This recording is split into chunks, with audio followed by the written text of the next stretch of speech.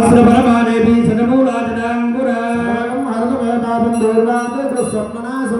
श्री महागणाधिपति देवताभ्यो नमः प्रसाद सिद्धिरतु यथास्थानमद्वासयामि ఒక్కసారి వినాయకుని కలిపేయండి యజ్ఞేన యజ్ఞవైదండ దేవా నిర్మాణ ప్రథమాన్యాసన్యాగం మహిమానస్య గంధే పూర్వ సాధ్యాసంత దేవా గణభగం యథాస్థానమద్వాసయామి శోభనకాలే పునరాగమనాయ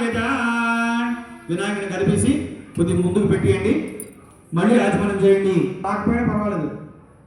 దానికి కావలసిన వాళ్ళు మాత్రం వస్తారు ఇదే మనం విశాఖపట్నం వెళ్ళి దర్శనం చేయడానికి నానా పాటలు పడాలి అది మన ఊర్లో అమ్మవారి సన్నిధిలో మనం జరిపించడం ఎంతో విశేషం ఈరోజు పూజలో పాల్గొనేవారు వచ్చే వారానికి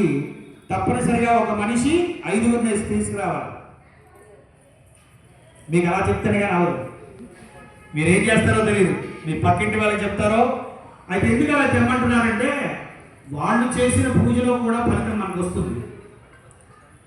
ఇప్పుడు మీరు ఒక్కరే చేశారనుకోండి ఫలితం మీ ఒక్కరికే వస్తుంది మీరు ఎవరినైనా ప్రేరేపించి తీసుకొచ్చారనుకోండి వాళ్ళ పూజలో కూడా ఫలితం మనకు వస్తుందట అంటే మనం చేసిన పూజ వాడు ప్రేరేపించి తెచ్చిన వాళ్ళ పూజ అంటే ఒక పూజ 2 ఫలితాలు వస్తుంది రావాలా వద్దా అలా కావాలా వద్దా అంతేగాని మనందరికీ